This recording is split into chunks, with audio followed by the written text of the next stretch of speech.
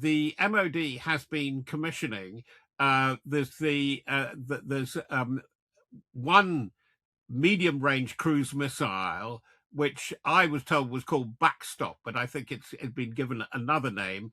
And we've now got the new one of Nightfall, obviously echoes of Skyfall, which is another medium long range cruise missile. It's for depth attack and air defenses. I think the big question is that I think the seed money is going in, and it's quite striking how quickly the programs are for testing. The shorter range weapon, which it will be a cheap cruise, they want it up and running by April, and they'll be testing around now.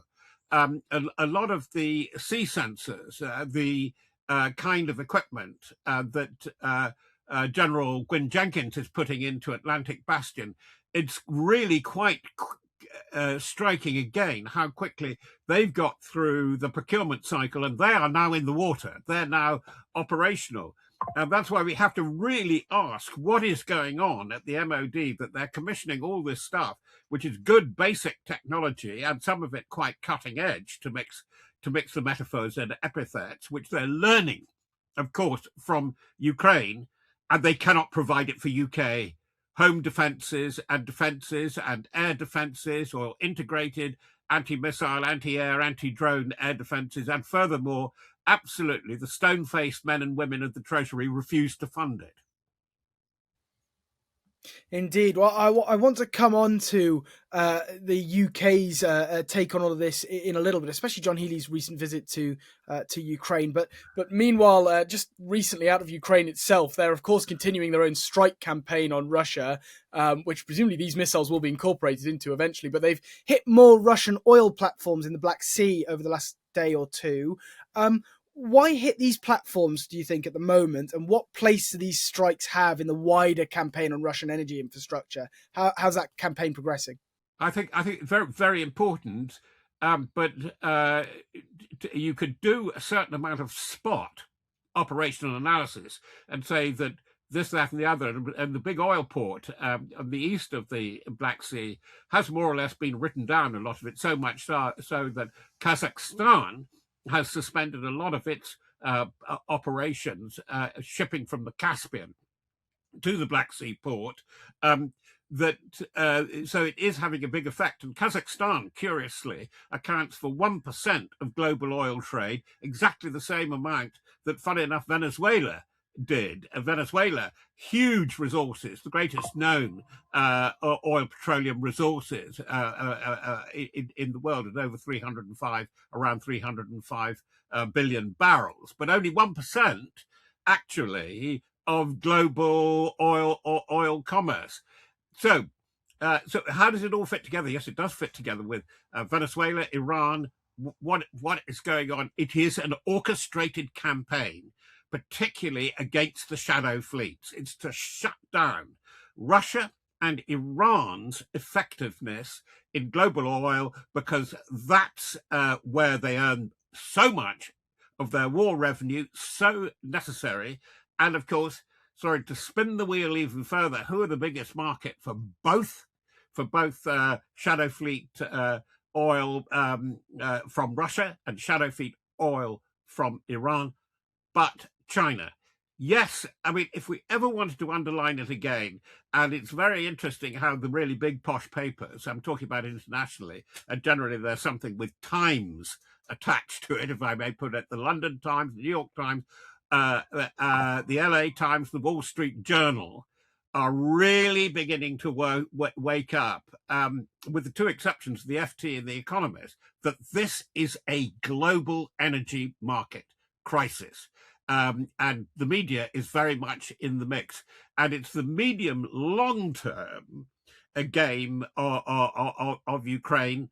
And it looks like, again, the appalling military cliche and metaphor, it looks like a genuine Achilles heel for Russia, because this is a way where you can dent. I don't think you're going to destroy, but you can dent the Russian economy through this.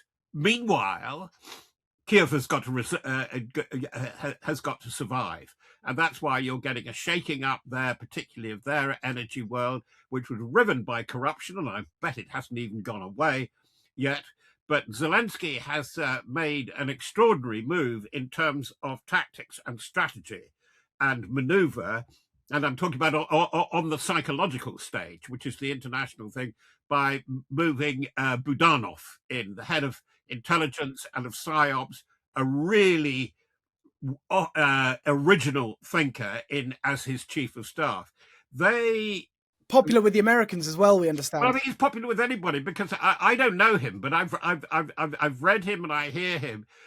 I think he's one of the sort of people I would enjoy meeting because he's a really clever man, and he's a really clever man to the extent when I perceive him talking to correspondents, he's playing with them. It's all part of his big game, and he is. There are very few that we a really bright man, a really bright thinker in this, which Russia is so bereft of. And actually, there has been difficulty on the side of the command, as Budanov, I think, would say privately, of in Zelensky's forces, because Zaluzhny, the first commander in chief, who came to be ambassador and seems to have discovered quite a political ambition, ambassador in the UK, and Syrski, who was credited with holding the line after the initial invasion, but their tactical thinking, their operational deployments, their engagement, their employment of force doesn't seem to be, to me, to be the fruit of much original thinking. Indeed. And we mentioned the situation with energy in Ukraine at the moment. The British Defence Secretary Healy was in Kiev last week. We're told he was there when some of this bombardment was going on. Of course, he's there after announcing that missile, but also after those British troops have been promised to go in alongside the French. Does the UK have the numbers, though? Because there's been a lot of debate about whether or not we can really stump these forces up or not. And does that mean we shouldn't be doing it? Or is that still the right thing to promise, even if we don't have the troops today? Sorry, is that a multiple choice question? It sort of is, yeah. It's a big one. Can it be done? Right. Should it be done? I suppose is the basics of it. I'm going to turn it upside down. Numbers are a huge problem for the UK. But in this context, they're not a problem because it's so hypothetical. It's so notional. The security hubs for monitoring, ensuring a ceasefire, as they used to say, the old Victorian recipe for jugged hare, first catch your hare. You know that we haven't got a peace deal. There is no semblance of peace thinking coming out of the pronounced Putin thinking. Special operation continues. It's Putin land. It's the Putin destiny, and so that's why I don't think it matters. What matters is what we're contributing in NATO in bits that really count. One for psychological and political leverage, brackets Greenland, and the other is practical. It isn't boots on the ground, it's boats in the water and subsystems. It's the North Atlantic, the Iceland, Greenland, Faroes gaps. And because Russia does appear to be concentrating on that very heavily, back to where we started our conversation about shadow fleets, the thing is that we're looking at is whether that they're fighting very hard for their northern flank, of course, and for getting out through the Baltic. The Baltic is strategic ground, always has been, but it's very obvious and advertised strategic ground for 2026. There are the four or five ports, including St. Petersburg and Kaliningrad, that they've got to endeavour to keep open because more or less the Black Sea is closed now. They're not doing too well in the Mediterranean. They're not doing too well in the what we would call the far east. They're concentrating very much on the north and submarine operations and surveillance and non-obvious operations. It's not just the Yantar. The Yantar, the surveillance, the survey and possibly sabotage ship, mothership, is the obvious one. The other one is the submarines and the giant submarine and her sister ship, the Belgorod, as to what they're going to do. Watch out. I suspect we'll have a lot of false flag operations, and we'll have, no, it isn't really us, but we've had some problem with a undersea cable or a pipeline or connectivity, cyber.